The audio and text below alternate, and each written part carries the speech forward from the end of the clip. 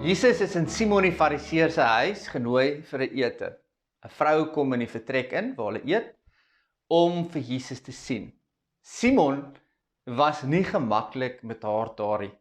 Sy was 'n vrou met 'n slegte naam, dalk die dorpsprostituut. As Jesus maar net geweet het wie sy is, het hy gedink. Sy gestaan by Jesus se voete, sy huil, haar trane val op Jesus se voete, sy vee dit af met haar hare, sy soen Jesus se voete, sy breek die botteltjie parfuum oop en gooi die inhoud uit oor Jesus se voete. Jesus weet wat Simon oor haar dink. En Jesus kom op vir haar.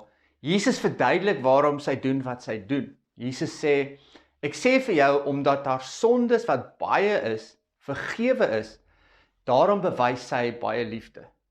Sy is 'n baie dankbare vrou, dankbaar teenoor Jesus.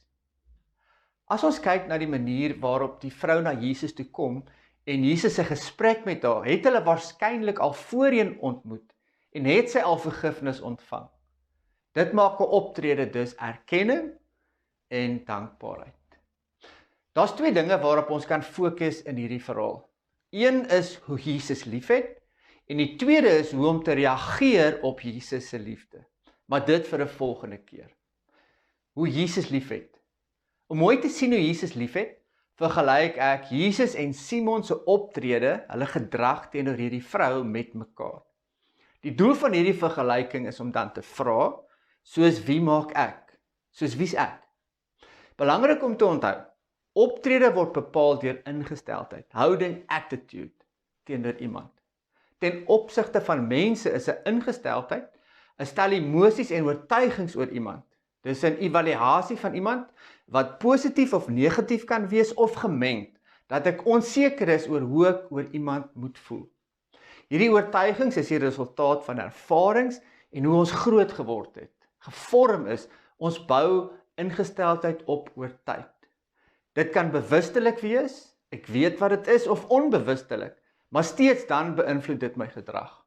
En oortuigings het 'n kragtige invloed op ons gedrag en dit verander nie maklik nie. Simon se optrede teenoor hierdie vrou. Dit lyk nie of hy lelik of ongeskik met haar was nie, maar hy was glad nie gemaklik met haar teenwoordigheid nie en verseker veroordelend. Daarom dink hy, as Jesus net geweet het wie sy is. En ek kan dink dat sy body language, sy houding teenoor hierdie vrou verraai. Dalk het hy gestaar na haar, gefrons, op sy lippe gepers, sy lyf weggedraai en sy oë was nie sag nie. Body language wys wat in ons koppe en in ons harte aangaan. Jy kan dit nie wegsteek nie. As hy na haar kyk, sien hy haar soos hy haar onthou. Hy sien niks goeds in haar nie, hy skryf haar af, sy is verlore en nie die moeite werd om aan aandag te gee nie. Hy kon nie insien dat Jesus iets in haar gesien het nie. En wie hulle met haar assosieer is verkeerd. Hulle is dom soos Jesus. Hy kon dit nie klein kry dat sy op enige manier vir Jesus belangrik kan wees nie. En hy veroordeel sommer ook vir Jesus. Hoe kan Jesus 'n profeet wees as hy haar nie sien soos wat Simon haar sien nie?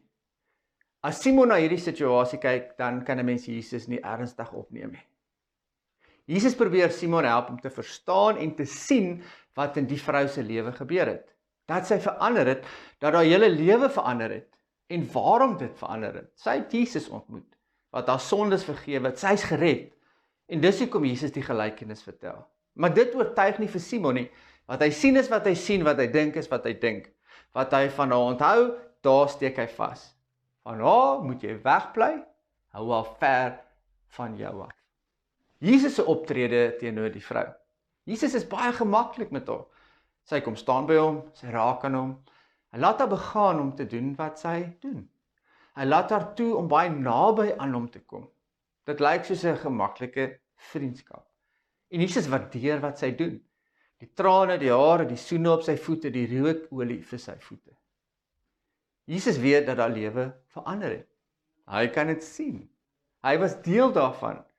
Jesus dink nie aan haar vorige lewe nie. Jesus verstaan ook wat sy doen. Dat sy dankbaarheid bewys, dat sy liefde bewys, dat dit vir haar 'n baie groot ding is, dat haar sondes vergewe is. Jesus gee homself in liefde vir hierdie vrou.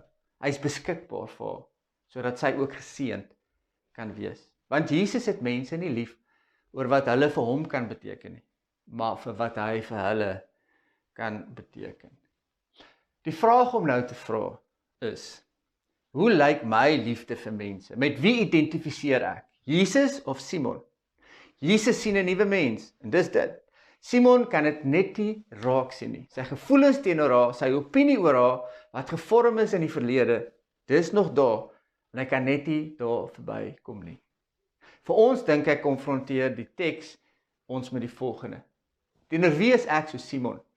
Wie maak negatiewe emosies in my wakker? Hoe is ek gevorm as kind later in my lewe om so te voel oor daardie persoon?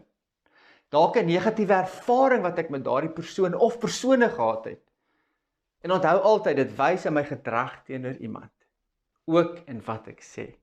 En dit mag nie so wees nie. Dit moet verander. Maar hoe? Want oortuigings verander nie maklik nie. Wat ek glo oor iemand is wat ek glo oor iemand. Kyk wat doen Jesus om Simon se oortuiging oor hierdie vrou te verander. Jesus bring Simon in haar wêreld in. Jesus verduidelik vir Simon met die gelykenis wat met haar gebeur het, waarom sy daar is, waarom sy doen wat sy doen en waarom dit wat sy doen reg is. Maar Simon is te stiksinnig om haar storie te verstaan. Aan die een kant omdat hy klaar sy mind oor haar opgemaak het, en aan die ander kant omdat hy na mense volgens sy eie stel reëls kyk. En wat hartseer is, Simon verloor die geleentheid om te kan sien en deel in die dramatiese ommekeer van 'n menselewe. Om saam met Jesus vir iemand lief te kan wees. Vriende, my ingesteldheid teenoor mense verander wanneer ek in hulle wêreld inkom en hulle storie leer ken. Op voorwaarde dat ek 'n open mind het en dat ek die stel reëls waarmee ek mense beoordeel krities bekyk. Ingesteldheid verander nie maklik nie, maar wat aangeleer word, kan afgeleer word. Jou uitdaging is 2 vrae om te beantwoord. Vraag 1, wie in my lewe is soos wat hierdie vrou in Simon se lewe was? En 2, wanneer gaan ek begin om my ingesteldheid teenoor daardie persoon of persone te verander? Want ek kan dit nie so los nie, want ek is 'n volgeling van die Here Jesus Christus. Begin nou daarmee. Baie dankie dat jy geluister het. My naam is Philip van Sionsrand Kerk in Port Elizabeth. Goed gaan? Totsiens.